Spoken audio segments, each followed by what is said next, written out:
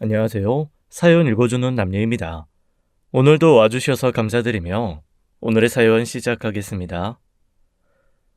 저는 어릴 때부터 개인주의가 강한 환경에서 자랐습니다. 말이 좋아 개인주의지 실상은 바쁜 아빠와 더 바쁜 엄마 사이에서 오직 돈과 인맥에만 의지하며 성장한 아이였죠. 남편과 연애를 할 때도 저는 제 가치관을 분명히 밝혔습니다. 나는 결혼 안 할 거야. 잘 살 자신이 없어. 난 혼자가 편해. 알았어. 알았다니까. 너 결혼 싫어하는 거 100번도 넘게 들었어. 그거 다 알고도 내가 너 만나는 거야. 제 이야기를 그렇게 자연스럽게 받아주는 남자를 처음 만났다고 생각했어요. 이해받는다는 기분에 진심으로 기뻤죠. 하지만 그 기쁨도 잠시 남편은 얼마 지나지 않아 슬쩍슬쩍 결혼 이야기를 꺼내기 시작했습니다. 저는 약국을 운영하고 있습니다. 남을 잘 믿지 못하는 성격 탓에 오픈과 마감을 늘 제가 책임지며 사실상 개인 시간이 거의 없는 생활이었어요. 그런 제 상황을 남편은 이렇게 말하며 파고들었죠. 자기가 나랑 결혼해봐. 오픈은 자기가 하고 마감은 내가 퇴근해서 해줄게. 그럼 우리 같이 퇴근할 수도 있고 이렇게 시간 쪼개서 데이트할 필요도 없어. 집에서 편하게 보면 되잖아. 솔직히 생각해봐. 나랑 결혼하면 손해볼 거 하나도 없어. 좋은 거밖에 없다고. 이런 식의 말이 계속되자 저는 결국 남편에게 이별을 고했어요. 하지만 며칠 뒤 남편이 약국 앞으로 찾아왔습니다. 비 오는 날이었는데 우산도 없이 무릎 꿇은 채 눈물로 제게 애원했죠. 세영아, 제발 나랑 결혼해줘. 너 손에 물 한 방울 안 묻힐 자신 있어. 나 알잖아. 아버지만 계셔. 시집살이 시킬 시어머니도 없고, 게다가 아빠랑 나랑은 완전 딴 지방에 살아. 사실상 나 그냥 혼자 사는 거야. 제발 한 번만 생각해줘. 그냥 머슴 하나 드린다 생각해. 자기는 결혼으로 머슴 없고 나는 왕비였고, 응? 세영아, 제발. 그 말에 흔들리지 않을 여자는 없겠죠. 특히나 시어머니가 없고 시아버지까지 멀리 산다는 말은 그 당시 저에겐 너무도 유혹적으로 들렸습니다. 왜냐하면 제가 결혼을 꺼리는 가장 큰 이유 중 하나가 시집살이에 대한 거부감이었거든요. 그렇게 저는 결혼을 결심했고 신혼여행을 마치고 신혼집에 입주하던 날 제 모든 환상이 산산이 깨졌습니다. 뭐하냐? 아이고 배고프다. 얼른 밥 좀 차려봐라 아가. 신혼집 안방 그곳엔 시아버지가 떡하니 누워 계셨습니다. 저는 황급히 남편을 불러 따졌죠. 그랬더니 돌아오는 말이 이거였습니다. 그게 우리 집 구할 때 돈이 좀 부족해서 아버지께 돈을 좀 빌렸는데 대신 조건이 같이 사는 거였어. 이건 사기 결혼이야. 알아? 결혼식 끝나고 말하면 내가 못 헤어질 줄 알았지? 착각하지 마. 나 이혼녀 딱지 하나도 안 무서운 사람이야. 그러자 남편은 잔뜩 당황한 얼굴로 또다시 사정을 하기 시작했어요. 세영아, 아버지 곧 내려가신대. 진짜야. 딱 석 달만 같이 살면 돼. 그리고 아버지 돌봐줄 파출부 아줌마도 이미 알아봤어. 자기는 아무 신경 안 써도 된다니까. 하지만 그 말도 뻔한 거짓말이었습니다. 사실 파출부는 말뿐이었고 실제로는 저보다 일찍 퇴근하는 남편이 시아버지의 밥과 청소, 빨래까지 도맡아 하고 있었습니다. 물론 이걸 오래 가겠냐는 건 누구나 알죠. 처음엔 싱크대에 설거지가 하나둘 쌓이더니 이제는 건조기에서 꺼내지도 않은 빨래가 수북히, 그리고는 세탁기 안에 또 빨래가 한가득. 왜 제가 이런 상황을 참고 있었냐고요? 맞아요. 한꺼번에 이런 일이 벌어졌다면 바로 칼같이 잘랐을 겁니다. 그런데 남편이요. 정말 교묘했어요. 1년에 걸쳐 아주 천천히 티 안 나게 살림을 하나씩 손에서 놓더라고요. 눈에 어지러운 걸 참지 못하고 더러운 걸 못 보는 제 성격상 결국엔 제가 치우고 있었어요. 어느새 저는 내가 왜 이러고 있지 싶을 만큼 집안일에 매몰돼 있었습니다. 아빠랑도 이렇게 살아본 적 없는데 하는 일 없이 하루 종일 집에만 있는 시아버지가 당연하다는 듯 식사를 기다렸죠. 아우, 국이 왜 이렇게 짜니? 짜면 물 부어 드세요. 시애비한테 그게 무슨 말버릇이냐? 아버님은 밥 차린 사람 앞에서 그게 무슨 말씀이세요? 당신 아버지한테 왜 그래? 아이, 국 짠 건 사실이잖아. 그 순간 저는 젓가락을 내려놓고 먹던 밥그릇을 싱크대에 던져버렸습니다. 그리고 말없이 방 안으로 들어가 문을 닫았죠. 하루에도 수십 번씩 이혼이라는 단어가 머릿속을 맴돌았습니다. 하지만 가장 문제는 따로 있었어요. 그건 바로 시아버지에게 질질 끌려다니는 남편이었죠. 결혼 전에 그 호탕하고 당당하던 모습은 도대체 어디로 사라졌는지, 이제는 무슨 말만 나와도 아버지 눈치를 먼저 살피는 사람이 돼 있더라고요. 그러던 어느 날이었습니다. 제가 운영 중인 약국에서 갑자기 보증금을 5천만 원이나 올린다는 통보를 받았어요. 날벼락도 이런 날벼락이 없었죠. 갑자기 생으로 5천만 원을 어떻게 마련하겠어요? 대출도 이미 한도에 다다른 상황이었고요. 막막하다 못해 앞이 캄캄했죠. 그때 시아버지가 조용히 제게 말을 걸어왔습니다. 내가 꺼주마. 네? 정말요? 아버님이요? 그래, 내가 꺼주마. 대신 이자는 은행 이자만큼 받겠다. 그럼요, 당연하죠. 이자 받으셔야죠. 드릴 수 있어요. 저 내년에 적금 타는 거 있어서요. 그걸로 갚을 수 있어요, 아버님. 가족끼리 이럴 때 외면하는 거 아니야? 그 말이 너무 의외였어요. 왜냐하면 시아버지는 알뜰하다 못해 짠돌이로 소문난 분이었거든요. 평소에 물건 하나도 제대로 안 사주시던 분이 그렇게 큰 돈을 흔쾌히 꿔주시겠다니 저는 망설임 없이 덥석 받았습니다. 은행 이자만 받겠다는 것도 솔직히 고마운 조건이었어요. 결혼하고 나서 돈 들어갈 때가 워낙 많다 보니 모아둔 자금은 이미 많이 줄어든 상태였거든요. 게다가 지금 하고 있는 약국은 입지 조건이 너무 좋아서 절대 포기하고 싶지 않았습니다.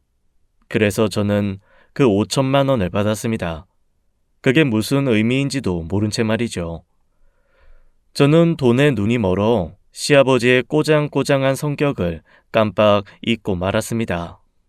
예, 가계부 좀 가져와 봐라. 네? 무슨 가계부요? 무슨 가계부긴? 네가 살림하는 가계부지. 돈을 어떻게 쓰고 얼마나 모으는지 알아야 나도 받을 준비를 하지 않겠냐.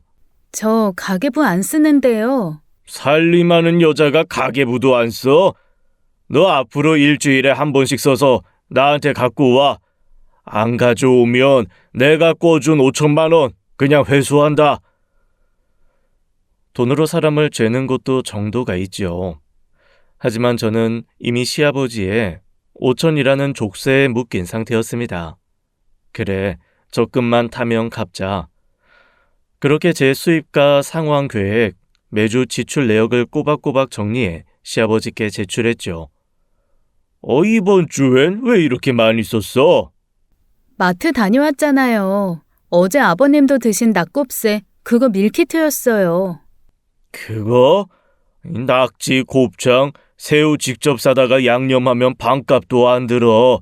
다음부터 직접 해라. 제가 약국 일도 바쁜데 언제 그걸 다 해요. 5천. 치사하고 더러워서 저는 마음속으로 결심했습니다. 이 돈 갚는 날, 이 인간들과 연 끊는다. 그러던 어느 날 몸이 안 좋아 약국을 직원에게 맡기고 일찍 귀가했는데요. 남편이 소파에 누워 TV를 보고 있는 게 아니겠어요? 뭐야? 오늘 연차야? 왜 회사 안 갔어? 그게... 왜? 설마 회사 잘렸어? 아니, 아니, 내가 그만뒀어.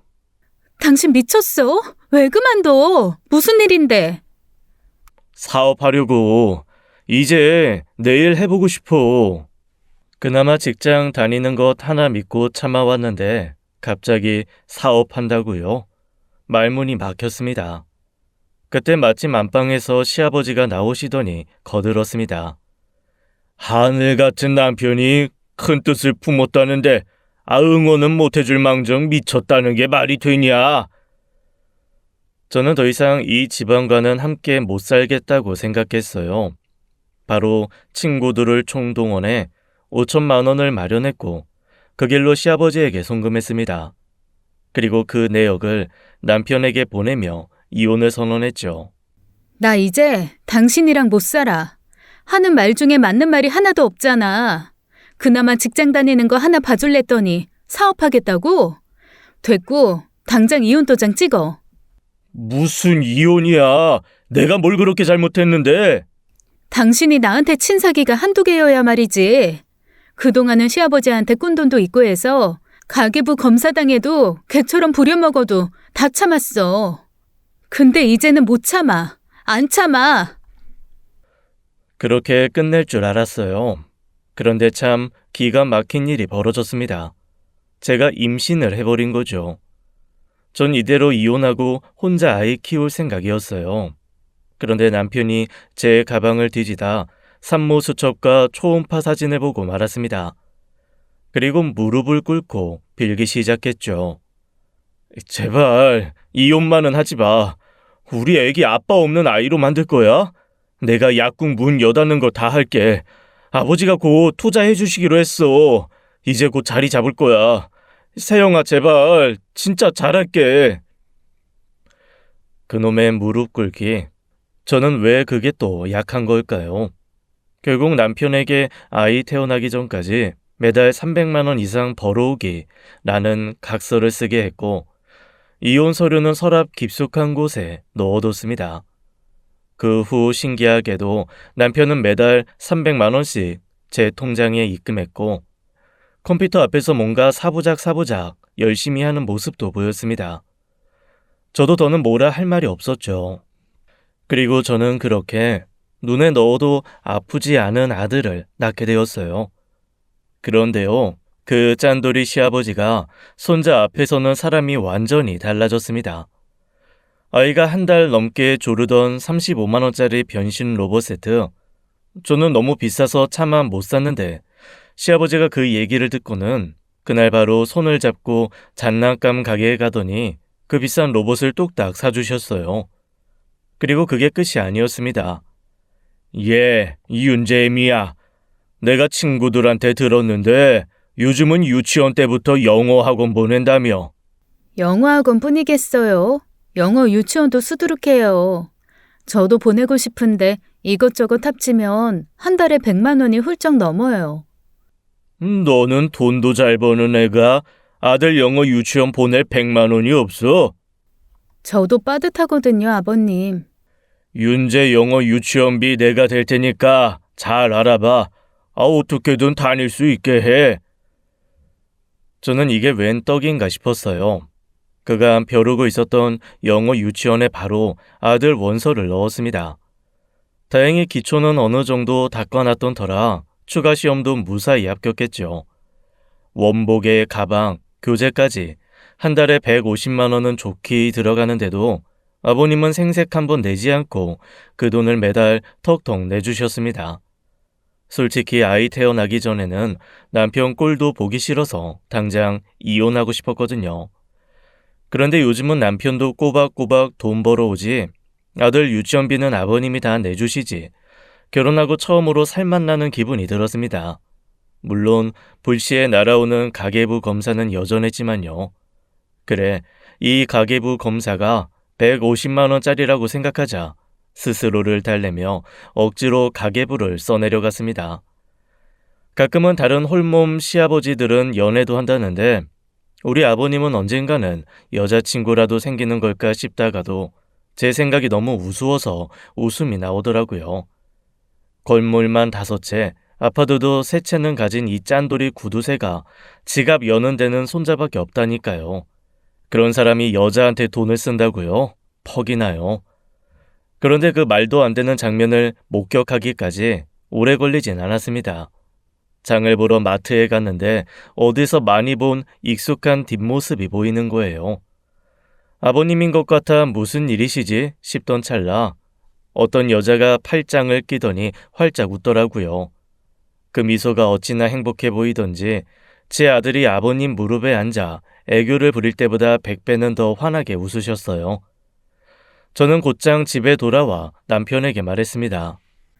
당신 뭐 아는 거 있음 다 말해. 뭔 소리를 하는 거야? 당신 아버님 연애하는 거 알아 몰라? 뭐? 참나, 그 짠돌이 양반이 연애를? 지나가던 개가 웃겠다 이 사람아. 진짜라니까. 방금 마트에서 봤다니까. 여자랑 팔짱 끼고 장 보시더라. 카트엔 온갖 먹을 게 잔뜩이고. 우린 밀키트 하나 살 때도 허락 받는데 말이지. 잘못 봤겠지. 남편은 대수롭지 않게 넘겼지만 저는 괜히 마음이 이상했어요. 그날부터 시아버지의 동태를 살펴보기 시작했습니다. 역시나 평소 외모엔 관심 없던 아버님이 하루 종일 거울 앞에서 빗질을 하고 계시는 겁니다. 웃음이 터질 뻔했지만 꾹 참고 아버님께 말을 걸었어요. 아버님, 머리 손질하세요? 아이 머리 감았으니 그냥 빗는 거지. 이거 써보실래요? 제 빗인데요. 머리 말릴 때 이걸로 빗으시면 숱이 훨씬 풍성해 보여요. 아이 그런 빗이 다 있냐? 그럼요. 요즘 흑채도 가루 아니에요. 스틱도 있고 스프레이도 있어요. 이 빗도 고급 제품이라 효과가 좋아요. 제가 빗어드릴까요? 아이고 그래주면 고맙지. 저는 제 머리 웨이브 넣을 때보다 더 정성 들여 아버님 머리에 뽕을 넣어드렸어요. 거울을 보신 아버님은 한껏 들뜬 얼굴로 주머니에서 5만 원을 꺼내시더군요. 자, 빗값이랑 머리 손질값이다. 어머 아버님, 감사해요. 또 원하시면 제가 뽕 왕창 넣어드릴게요. 허허, 아이 그래주면 고맙지. 그날 이후 아버님은 제 마스크 팩까지 슬쩍 꺼내 쓰시기 시작했습니다. 팩 붙이고 나오다가 저랑 마주쳤는데 얼굴이 새빨개지셨더라고요. 민망하실까봐 얼른 소파에 눕혀드렸습니다. 아버님, 이런 팩은요, 붙이자마자 바로 누우셔야 돼요. 안 그러면 에센스가 다 흘러요. 이대로 30분 있다가 떼시면 됩니다. 아이 내가 요즘 피부가 거칠어져서 네 거 훔쳐 쓴 건 아니고. 아유, 아버님, 팩 한 장쯤이야. 마음껏 쓰세요. 요즘은 남자도 가꿔야 돼요. 윤지 아빠 좀 보세요. 하나도 안 가꾸고 개차반처럼 살잖아요.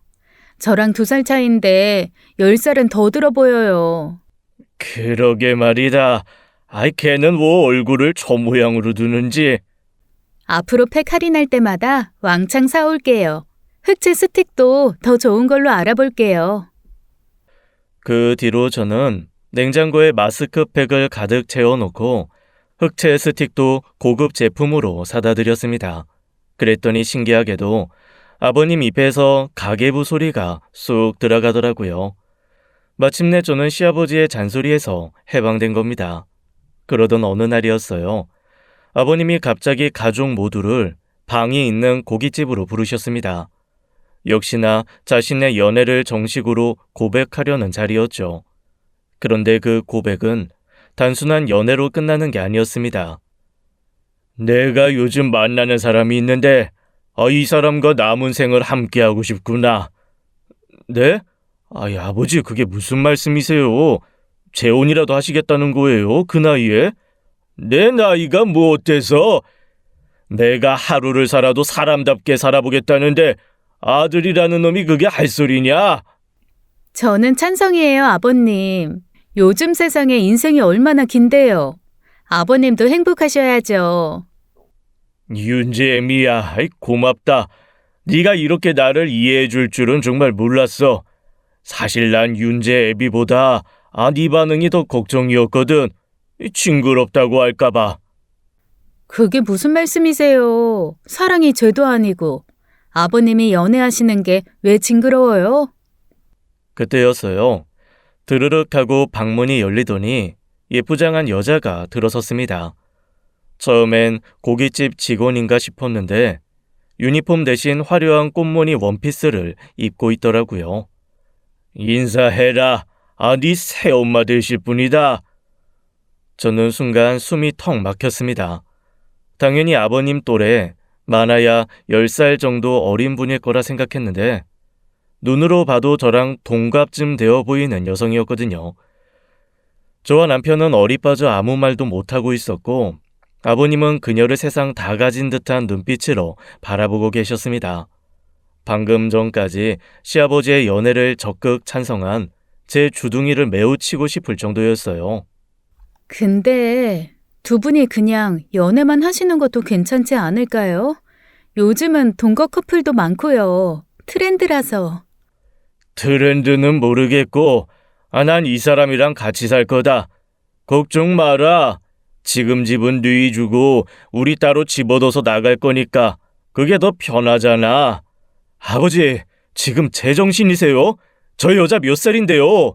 딱 봐도 아버지 재산 보고 들러붙은 건데 지금 속고 계신 거라니까요?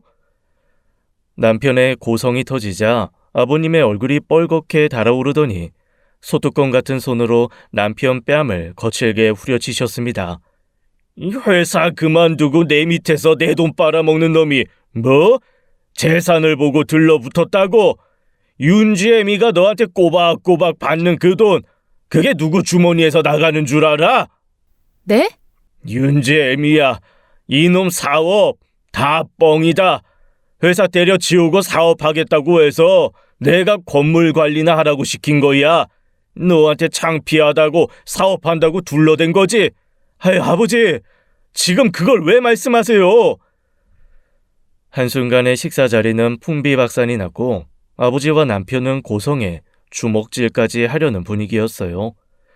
놀란 제 아들은 제 등 뒤에 숨어서 훌쩍거리기 시작했고요. 결국 저는 아들과 남편을 데리고 먼저 식당을 빠져나왔습니다. 당신, 그게 무슨 말이야? 아버님 밑에서 일하고 있었다고? 지금 그게 중요한 게 아니잖아. 저 꽃뱀 같은 여자가 우리 아버지 재산 다 털어가려고 수쓰는 거라고. 아니, 난 지금 당신 얘기가 더 중요해. 그 사람이 꽃뱀이든 아니든 아버님 재산을 어떻게 하든 그건 두 분 문제고. 하지만 당신 거취 문제는 내 문제잖아. 지금까지 사업한다며 날 5년 넘게 속여왔다는 거야? 아버님한테 꼬박꼬박 돈 받아가면서? 윤재 엄마, 그게 아니라. 아닌 게 뭐가 아니야. 난 아버님보다 당신이 더 소름 돋아. 아버님 재혼 반대하는 것도 결국 돈 때문이지? 재혼하면 용돈 못 받을까봐 그러는 거잖아. 당신이란 사람 진짜 하나부터 열까지 거짓말 뿐이다. 그날 저는 남편과의 이혼을 다시 한번 결심했습니다. 아버님의 재혼만 마무리되면 바로 정리하자 마음속으로 그렇게 다짐했어요. 하지만 아버님 말씀과는 달리 따로 집을 얻어 나가겠다던 그 약속은 지켜지지 않았습니다. 며칠 뒤 아버님 방에 어린 시어머니 침과 신혼 침대까지 들어오는 걸 보게 됐죠. 집 이사 날짜가 안 맞아서 말이다. 당분간만 같이 살아야겠다. 불편하겠지만 조금만 참아다오. 그리고 저는 그제야 확실히 알게 됐습니다. 새 시어머니는 저보다 무려 5살이나 어리다는 걸요. 도대체 돈이 얼마나 좋으면 자기 아버지 뻘 되는 사람과 같이 살 생각을 할 수 있을까? 저로선 정말 이해되지 않았어요. 그래도 이 집구석과 이별하는 날도 곧이니까 스스로를 달래며 참아보기로 했습니다. 혹시나 해서 남편에게 분가 이야기를 꺼내봤지만 돌아온 답은 한심했습니다. 난 가진 돈 없어. 분가하려면 네 돈으로 해. 그 순간 남편에게 더 이상 일말의 기대조차 하지 않기로 했습니다. 아버님이 집으로 돌아오신 직후 당장이라도 이혼 소송을 걸고 싶었지만 하필이면 그 무렵 저에게 너무 좋은 교수직 제안이 들어온 거예요. 업무 준비로 정신이 없었고 몸도 마음도 바쁘게 흘러갔습니다. 어쩌면 늘 이혼한다 말만 하면서도 막상 그 큰 일을 치르려 하니 용기가 안 났던 걸지도 모르겠습니다. 저보다 5살 어린 시어머니는 정말 피곤한 스타일이었습니다. 시아버지 앞에서는 저에게 부담스러울 정도로 깍듯하게 굴면서 집에 저와 단둘이 있을 땐 괜히 70대 할머니처럼 말투를 바꿔가며 은근히 제 귀를 누르려는 게 빤히 보였죠. 물론 자네가 일하느라 바쁜 건 알지만 살림 전부 내게 맡기고 자넨 일만 하겠다는 건 난 못 봐준다네. 저는 그냥 하던 대로 할게요. 어머님도 하시던 대로 하시면 됩니다. 여기서 잠깐 제 일과를 간단히 말씀드릴게요. 저는 아침 7시에 일어나 씻고 출근 준비를 합니다. 석식 한 잔 마시고 8시쯤 약국 문을 열죠. 그렇게 근무하다가 오후 5시가 되면 직원에게 약국을 맡기고 귀가해요. 집에서는 저녁을 먹고 공부 좀 하다가 아들 숙제를 봐주고 밤 11시면 일찍 잠자리에 들어요. 다행히 약대 후배가 직원으로 들어오면서 마감도 믿고 맡길 수 있게 되어 한결 여유가 생겼습니다. 그 시간엔 교수직 이직을 준비하며 따로 공부도 하고 있었고요. 밥은 밥솥이하고 반찬은 주문해서 먹고 설거지는 식기세척기가, 청소는 로봇 청소기가 합니다. 저녁에 한 번만 바닥 정리하면 끝나죠. 아들도 제법 자라 자기 일은 스스로 정리하는 편이고요. 그런데 하루 종일 집에 있는 시어머니는 사사건건 시비를 걸어오기 시작했습니다. 이거 청소한 거 맞아? 세상에, 구석에 먼지구덩이가 있네. 이래서 로봇 청소기는 못 써. 청소는 손으로 꼼꼼히 해야 돼. 오늘 아침에 로봇 청소기 업데이트 중이었나 봐요. 그래서 못 돌았을 수도 있어요. 반찬도 다 사 먹는 것 같던데. 사는 건 간이 짜잖니. 시아버지 고혈압인 거 몰라? 앞으론 자네가 직접 반찬 좀 만들었으면 좋겠네. 저 요리 잘 못해요. 저희가 시켜 먹는 반찬집은 염도 낮아서 괜찮아요. 그리고 제가 약사인데 아버님 고혈압 모를까 봐요. 염분보단 술이 문제죠. 술 끊으시라고 전해주세요. 자네, 내가 시어머니로 안 보이지? 왜 안 보여요? 좋은데 꼬박꼬박 하고 있는데요. 내가 자네보다 나이 많은 자네 남편 친자 엄마래도 이렇게 말대답할 건가?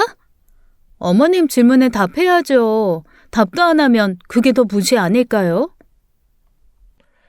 사람들은 약사가 약만 제조하는 직업이라고 생각하지만 실제로는 진상 손님 상대가 주요 업무입니다.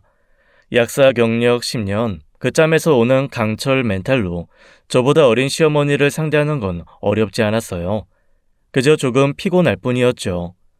저는 저보다 어린 시어머니가 던지는 미끼들을 요리조리 피해 다녔습니다. 김치가 다 떨어졌네. 주문해둘게요. 그러지 말고 직접 담그는 건 어때? 김치 살 돈이면 배추김치에 석박지, 갓김치까지 다 담그겠다. 어머님, 김치 잘 담그세요? 그럼 저 좀 가르쳐 주세요. 전 평생 김치는 사 먹기만 해서요. 당신 김치 담글 줄 알아? 사실 나도 해먹는 김치가 먹고 싶었는데 석박지도 그렇고 나랑 윤재미가 도와줄게. 같이 담그자고. 좋아요, 어머니. 우리 온 가족이 모여서 다 같이 김치 담가요. 내가 김치를 어떻게 담가요? 당신도 참. 그냥 사 먹어요. 이것저것 주문해서 아버님 갖다 드려. 한 번은 제가 주말 출근을 하려는데 소파에 누워있던 시어머니가 비아냥거리며 말을 던졌습니다. 그렇게 열심히 공부해봤자 남들 일할 때 일하고 남들 쉴 때도 일하네. 네, 다녀올게요. 제가 아무 대꾸도 하지 않자 시어머니의 얼굴이 벌겋게 달아올랐죠. 그 표정이 참 우스웠습니다. 저랑 말싸움에서 이긴 적도 없으면서 하루가 멀다 하고 시비를 거는 모습이 대단하다는 생각마저 들었어요. 저 끈질김으로 우리 시아버지를 꼬신 건가 싶기도 했고요. 솔직히 시어머니가 아버님과 결혼한 건 당연히 돈 때문이라 생각했거든요. 근데 막상 보니 사치를 부리거나 돈을 펑펑 쓰는 모습은 의외로 보이지 않았습니다. 물론 백화점 쇼핑은 종종 하시는 것 같았지만 제 예상보다 훨씬 소박했죠. 설마 진짜 사랑해서 결혼한 건가? 그런 생각이 들기까지 했어요. 시어머니는 본인의 시비에 제가 쉽게 넘어가지 않고 예상했던 반발이 나오지 않자 작전을 바꿨는지 점점 저에 대한 태도가 바뀌기 시작했어요. 며느리, 이거 내가 좋아하는 디저트인데 같이 먹을래? 지난주에 아버님이 옷 사주셨는데 나한텐 좀 길어. 며느리가 키 크니까 잘 맞을 것 같아. 한번 입어봐. 우리 같이 쇼핑할래? 아버님이 며느리랑 단둘이 좋은 시간 보내라고 카드도 주셨거든. 며칠 전까지만 해도 못 잡아먹어 안달이더니 갑자기 상냥하게 구는 모습에 저는 오히려 당황스러웠습니다. 처음엔 도대체 무슨 꽁꽁낀가 싶어 거리를 뒀죠. 제가 준비하는 게 있어서요. 시간이 안 될 것 같아요. 죄송해요. 일도 바쁠 텐데 또 뭘 준비해? 그러다 몸 다 상해. 아버님한테 말해서 보약이라도 한 채 해줄까? 아니요, 괜찮아요. 약사가 무슨 보약이에요. 힘든 일 있음 말해. 아무래도 시아버지가 며느리를 좋아하긴 하지만 그래도 내가 옆에서 말해주는 게 직방이지. 안 그래? 하하, 그렇죠. 신경 써주셔서 감사해요. 그 모습을 본 아버님은 두 사람 사이가 화기애애해 보였는지 흐뭇한 표정으로 저를 따로 불러 고맙다며 용돈까지 건네주셨어요. 저보다 어린 시어머니랑 잘 지내줘서 정말 고맙다고요. 이쯤 되니 저는 이게 다 결혼 잘못한 내 업보다 하고 받아들이게 되더라고요. 그런데 어느 날 저는 상상도 못한 광경을 목격하게 되었습니다. 그날은 집에서 화상 면접이 있던 날이라 평소보다 2시간 정도 일찍 퇴근했어요. 집에 도착해보니 안방 문이 살짝 열려 있었고 안에서는 낯선 소리가 들려왔습니다. 아버님이랑 어머님인가 싶었는데 안에서 들려오는 건 남편의 목소리였어요. 진짜 확실해? 이거면 끽하는 거야? 내가 당신처럼 허술한 줄 알아? 나 이래봬도 경력자야. 낄낄거리며 안방에서 나오던 남편은 복도에 서 있던 저를 보자 화들짝 놀랐습니다. 당신이 이 시간에 웬일이야? 이 시간에 내가 집에 오면 안 되는 이유라도 있어? 아니야. 그런 뜻 아니지. 피곤할 텐데 잘 왔다고. 어머, 며느리 일찍 왔네. 밥은 먹었어? 당황하며 허둥대는 남편과 달리 시어머니는 여유로운 얼굴로 웃고 있었습니다. 두 사람을 번갈아 보는 제 눈빛에 남편은 저를 방 안으로 데려가 급히 해명하기 시작했죠. 그게 내가 요즘 하고 싶은 사업이 있는데 새어머니 아는 분이 그걸 하고 계시대서 조언 좀 들으려고. 아버님 재혼 그렇게 반대하더니 새어머니 소리는 아주 자연스럽네. 이미 결혼하셨잖아. 이제 응원해 드려야지 뭐. 나 화상 면접 준비해야 하니까 나가줘. 그래. 고생해. 남편이 문을 닫고 나간 후 저는 조용히 문틈을 열고 거실을 살폈습니다. 시어머니는 남편의 등을 찰싹 치며 뭐가 그리 좋은지 하하호호 웃고 있었죠. 한두 번 친 게 아닌 듯 제법 익숙한 스킨십이었습니다. 원래 저렇게 치는나 싶었죠.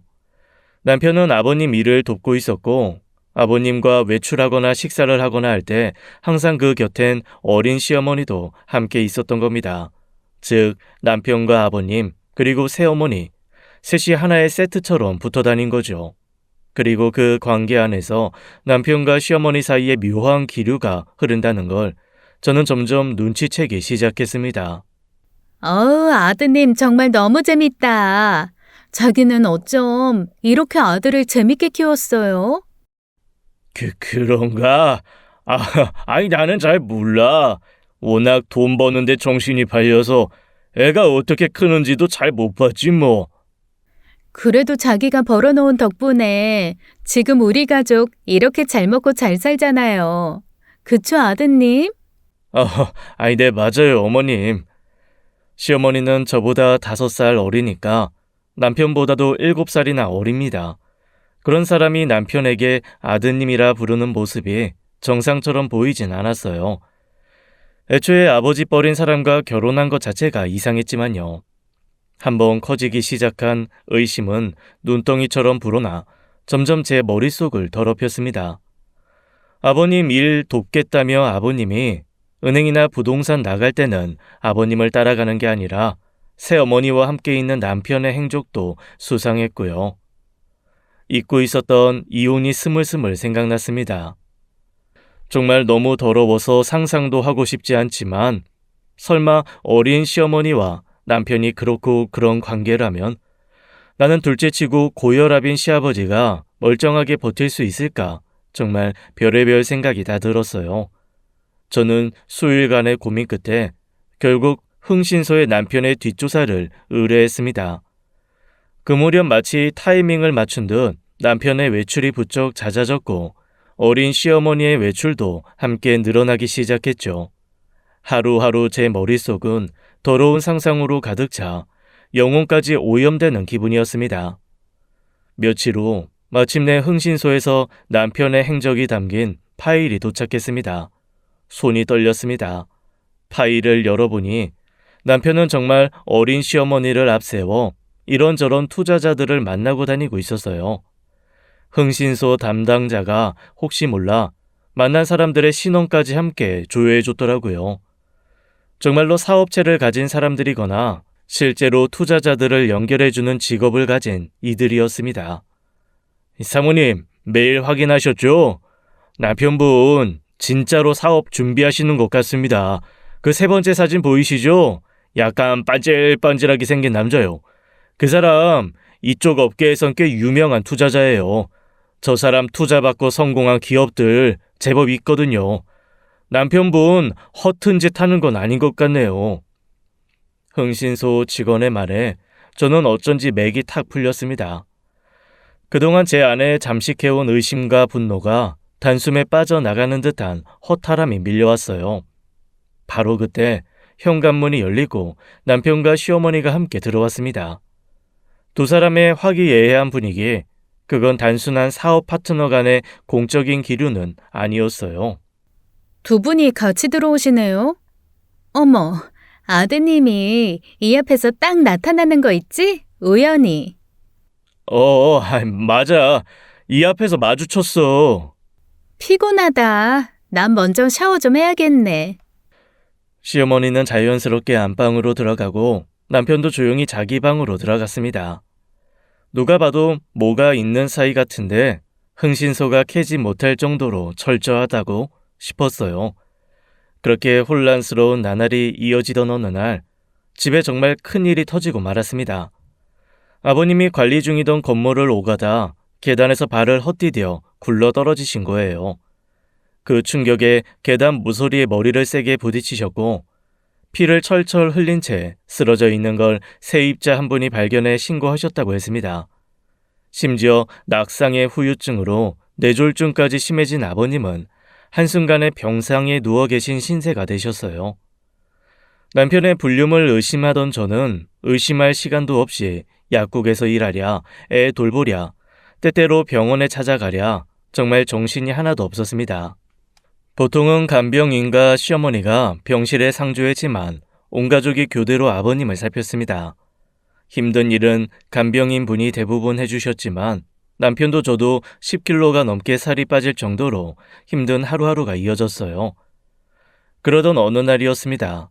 병실 밖 복도까지 누군가 악을 지르는 소리가 들려왔습니다. 혹시 다른 베드 환자인가 싶어서 저는 조심히 문을 열었는데요. 악을 지르고 있는 건 다름 아닌 어린 시어머니였습니다. 진짜 짜증나. 이 미친 영감탱이 왜 갑자기 쓰러져서 나를 하루 종일 병원에 처박히게 만들어? 차라리 빨리 죽든가 하지. 뭐가 그렇게 좋다고 꾸역꾸역 숨을 쉬고 있어? 더 충격적인 건 아버님은 잠들어 계신 게 아니었다는 겁니다. 뇌졸중으로 거동이 불편하고 말을 못하실 뿐 의식은 또렷하셨어요. 즉, 지금 시어머니는 깨어있는 아버님 앞에서 그분이 말 못하는 걸 알면서 일부러 폭언을 퍼붓고 있었던 겁니다. 저는 그 장면을 재빨리 핸드폰으로 촬영해 두었습니다. 그리고는 병원 복도를 천천히 한 바퀴 돌며 일부러 인기척을 내고 병실로 들어갔죠. 왜 혼자 계세요? 간병인분은요? 오늘은 집에 일이 있어서 휴가 냈대. 이거 뭐야? 밥이야? 얼른 풀어봐. 나 배고파. 이제는 연기조차 귀찮은 듯 시어머니는 대놓고 반말로 저를 다그쳤습니다. 저는 반찬을 풀기 전에 우선 아버님을 살폈죠. 침대를 살짝 세워 앉혀드리고 수건을 적셔 얼굴을 닦아드렸어요. 아버님, 세수도 안 하셨어요? 얼굴이 왜 이렇게 꼬질꼬질해요? 아파서 누워있는 영감탱이 닦여서 뭐해? 네? 아니, 내 말은 힘드신데 괜히 세수시키는 건 더 불편하실까봐 그랬다는 말이지. 시어머니는 제가 반찬을 꺼내기도 전에 아버님 앞에서 개걸스럽게 밥을 먹기 시작했습니다. 제가 앉을 자리도 없이 혼자 허겁지겁 먹어치우는 그 모습에 저는 그냥 보조 의자에 조용히 앉아 아버님을 바라봤죠. 그 순간 아버님과 눈이 마주쳤습니다. 그리고 그분의 두 눈에서 뚝뚝 눈물이 떨어지기 시작했어요. 시어머니는 여전히 밥 먹느라 바빠 아버님이 울고 있다는 사실조차 눈치채지 못했습니다. 저는 조용히 수건으로 아버님의 눈가를 닦아드렸습니다. 아버님, 왜 우세요? 많이 힘드세요? 의사 불러드릴까요? 그런데 아버님은 계속 시어머니 쪽을 바라보며 눈물을 멈추지 않으셨어요. 아마도 제게 시어머니가 자신을 괴롭히고 있다는 걸 알려주고 싶으셨던 모양이었어요. 하지만 이 상황에서 섣불리 아는 척을 했다가는 이도저도 안 될 것 같았습니다. 가슴이 미어졌지만 저는 애써 아무렇지 않은 척, 모르는 척을 했죠. 식사는 하셨어요? 몸은 좀 괜찮으세요?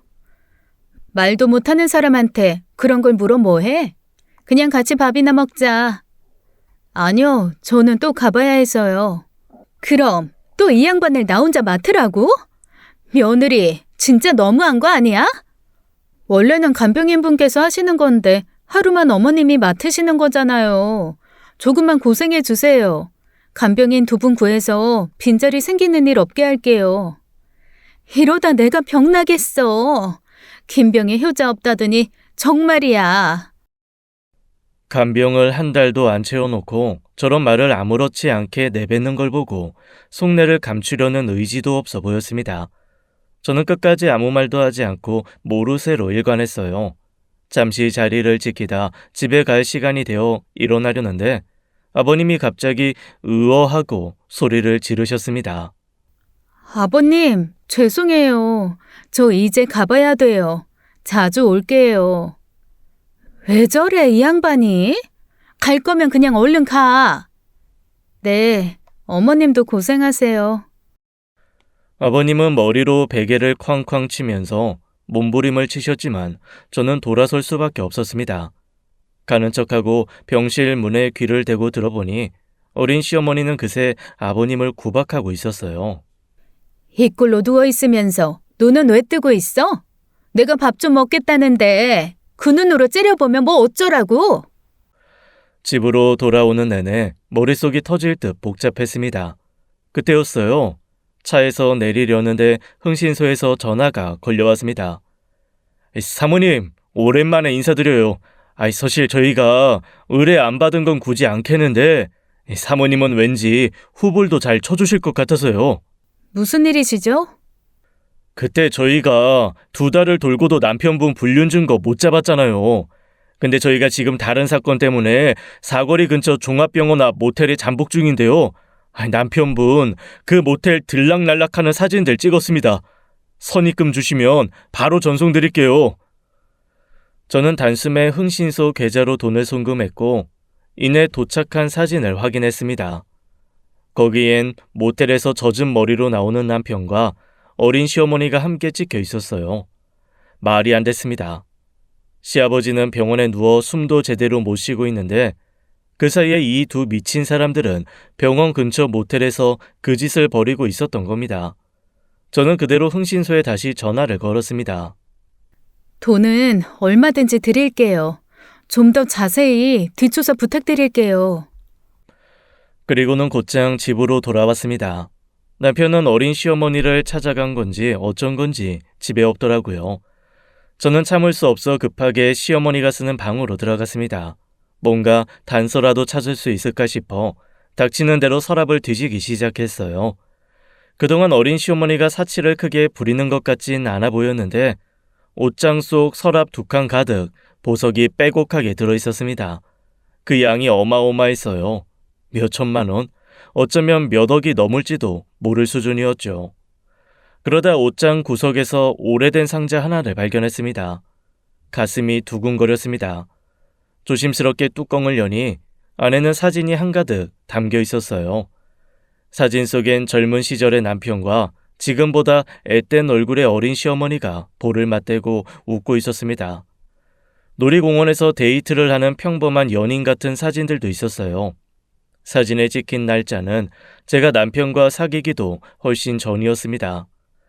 상자 뚜껑 안쪽엔 남편과 시어머니의 이름이 하트를 가운데 두고 나란히 적혀 있었죠. 정말 피가 거꾸로 솟는다는 게 이런 걸까요? 저는 그 상자를 들고 장발장이 빵 훔치듯 조심히 집을 빠져나와 제 차 트렁크에 숨겨두었습니다. 그리고 혹시 다른 증거가 또 있을까 싶어 안방을 더 뒤졌지만 나오는 건 시어머니가 사들인 명품들 뿐이었습니다. 방을 정리하고 나와 냉수를 들이켜고 있는데 남편이 집에 들어오더군요. 왜 이렇게 늦었어? 아예 아버님 병원 다녀왔지. 아버님, 더 심해지신 것 같지 않아? 그렇지 뭐. 나이가 나이시니까.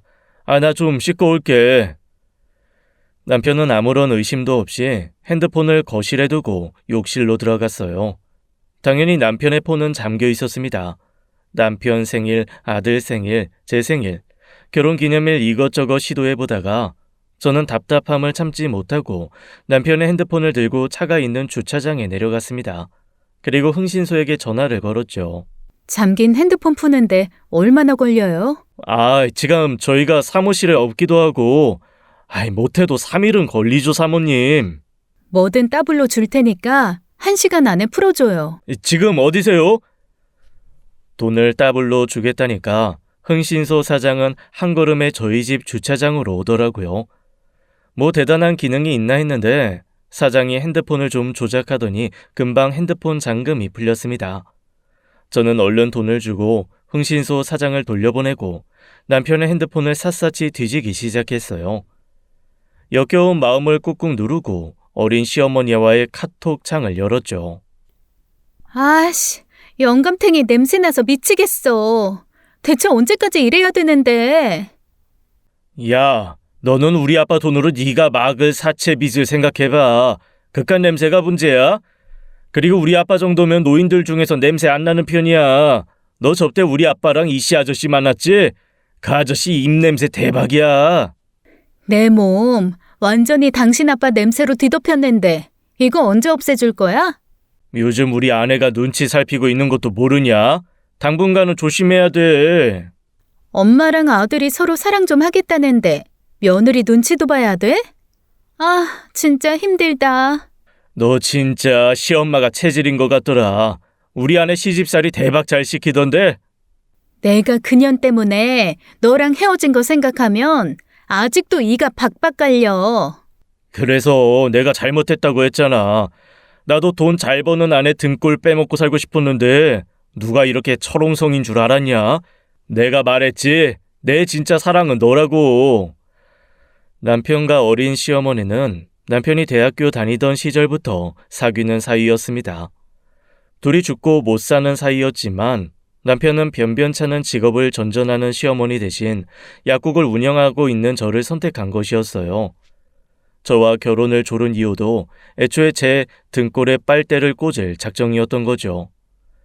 그러다 어린 시어머니가 돈이 궁해져 다시 남편을 찾았고 남편은 그즈음 저와 부부관계를 거의 하지 않았기 때문에 관계를 갖기 위해 다시 만남을 가졌던 거였어요. 너무나도 더럽고 역겨운 카톡을 읽다가 헛구역질을 하기 여러 번이었죠. 저는 남편의 카톡 내역을 모두 저장해 제 메일로 보내둔 다음 제 폰으로 옮길 수 있는 증거들은 최대한 옮겼어요. 그리고 흥신소가 그토록 뺑뺑이를 돌아 남편의 뒷조사를 해도 둘의 불륜 증거가 나올 수 없는 이유를 남편의 사진첩에서 찾아냈습니다. 둘은 시아버지가 제가 없을 때마다 안방 침대에서 관계를 가졌던 거였어요. 집안에서 관계를 가지니 모텔에 가는 사진은커녕 제대로 된 뒷조사를 할 수가 없었던 거죠. 참지 말고 결혼 초에 그냥 이혼할 걸, 애초에 결혼하지 말 걸, 제 바보 같은 지난 날들이 후회스러워졌습니다. 저는 그냥 이혼을 하기엔 제 지난 날들이 너무 아까웠고 남편과 이 미친년의 행태가 너무 역겨웠어요. 심지어 남편은 자신의 구 여친이 사채 빚에 시달리고 있자 아버님의 돈을 삥 뜯으라며 일부러 둘을 연결시켜줬던 거였어요. 처음 인사드리는 자리에서 남편이 불같이 화를 냈던 것도 그렇게 반대를 해줘야 아버님이 더 불타서 홧김에 혼인신고까지 할 것 같다는 계산에서였고요. 아버님은 남편의 계산대로 휘말려 아들의 구 여친과 혼인신고를 했던 것이었죠. 근데 만약에 당신 아버지 다시 깨어나면 어떡해? 우리 뒹구는 거 보고 충격받아서 쓰러진 거잖아. 그러게. 너는 우리 관계하는 영상을 왜 보냈냐? 내가 일부러 그랬나? 나는 그냥 우리 화끈했던 시간이 그리워서 당신 유혹하려고 그랬지. 아버지랑 아들이 카톡 목록 위아래로 있어서 헷갈려서 그런 걸 어떡해? 걱정하지 마. 저 나이에 뇌졸중 왔으면 무조건 한 달 안에 저 세상 가신다. 너는 그냥 얌전히 슬픈 척이나 하다가 우리 아빠 재산 상속받으면 나랑 같이 해외로 튀면 돼. 당신 아내가 재산에 눈 멀어서 이혼 안 해주면? 야, 걔는 나랑 이혼하기만을 하루하루 손꼽아 비는 애야. 이혼하자고 그러면 얼씨구나 할걸? 시아버지가 갑자기 쓰러진 이유 역시 이 두 연놈들의 관계를 알아버려서 충격에 그러신 거였어요. 이게 사람 새끼인가 싶었죠. 다시 집으로 올라가니 씻고 나온 남편이 핸드폰을 찾으며 집을 뒤지고 있었습니다. 당신 어디 갔다 와? 근데 당신 내 핸드폰 못 봤어? 차에 뭐 가지러 갔지. 방금 집에 들어왔는데 내가 당신 핸드폰을 어떻게 알아? 나가기 전에 못 봤어? 분명히 협탁 위에 올려뒀는데. 저는 남편이 핸드폰을 찾거나 말거나 저와 아들의 짐을 최대한 간단히 싼 뒤 잠들어 있는 아들을 업고 집을 나갈 채비를 했습니다. 남편은 갑자기 피난 가는 것처럼 집을 나가려는 저를 붙잡았어요. 뭐야, 어디가? 자는 애는 왜 들쳐없고? 잠깐 친정에 가 있으려고. 당신도 병원 들락날락 해야 하고 자꾸 시터 불러서 애 키우는 것도 문제고 엄마가 봐준대서. 그 바쁜 장모님이? 진짜 윤재를 봐준댔다고? 그렇다잖아. 그러니까 당신은 그냥 아버님이나 신경 써. 행여나 저는 남편이 제 뒤를 쫓아올까 입이 바짝바짝 말랐어요. 다행히 제가 집을 비우면 어린 시어머니와 붙어 먹을 생각뿐이었는지 순순히 저를 놔주더군요. 저는 급한 대로 호텔 방을 잡고 아이를 눕힌 다음 제가 알고 있는 인맥을 총동원해서 이혼 전문 변호사를 급히 찾았어요. 선배, 오랜만에 인사드려요. 저 세영인데요. 제가 급하게 이혼을 해야 할 것 같아서 늦은 시간에 연락드려요. 너무 급해서 정말 죄송해요. 대학 다닐 때 스터디 선배가 알고 보니 유명한 이혼 전문 변호사였더라고요.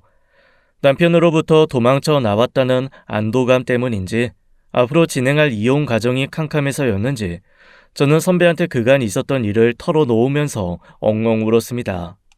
세상에, 어떻게 이런 일이 있니? 너 정말 많이 힘들었겠다. 너무 후회해요. 결혼하지 말고 그냥 혼자 살걸.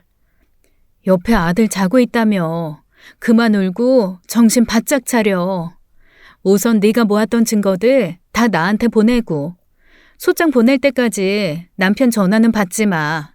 당분간 남편이랑 마주칠 일도 만들지 말고.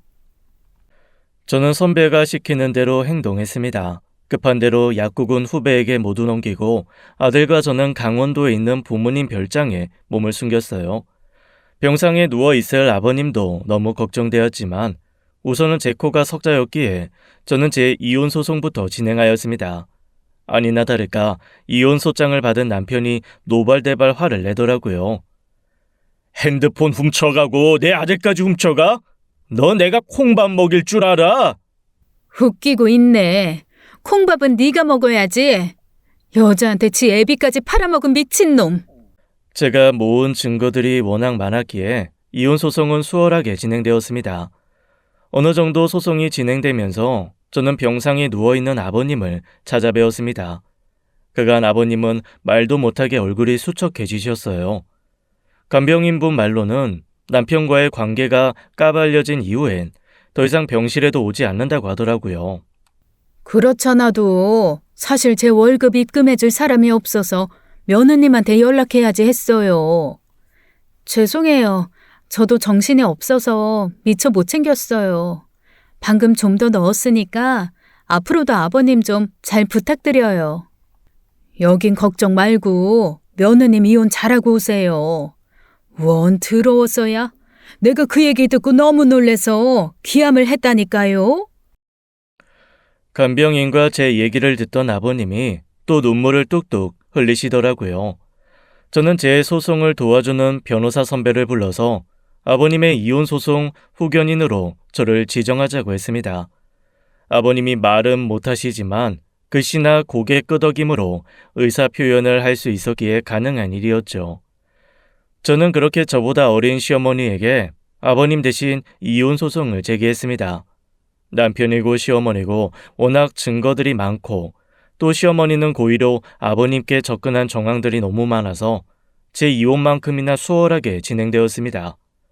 심지어 그 두 사람은 서로의 탓을 하다가 시비가 붙어 서로를 폭행으로 고소까지 했다고 합니다. 정말 웃기지도 않죠. 저와 시아버지는 1년 만에 겨우 악마들의 소나기에 벗어날 수 있게 되었고 시어머니는 아버님의 재산을 은닉하려던 정황까지 걸려서 구치소에 들어갔다는 소식을 듣게 되었습니다. 이혼을 진행하는 사이 아버님은 건강이 아주 많이 안 좋아지셨어요. 침대에 앉아 있기도 힘들 정도로요. 그러다 결국 아버님의 임종을 지키는 것도 저와 제 아들이 되었답니다. 말은 못하셔도 아버님이 저를 향해 눈물 고인 눈으로 꿈뻑꿈뻑 하시는데 그 마음이 다 전달되어서 저도 아버님의 손을 붙잡고 한참을 울었습니다. 저 아버님 원망 많이 했어요. 하지만 우리 윤재 잘 보살펴 주신 걸로 다 괜찮아졌어요. 이제 아버님 원망 안 해요. 그러니까 아버님도 더 이상 미안해하시지 마시고 편히 가세요.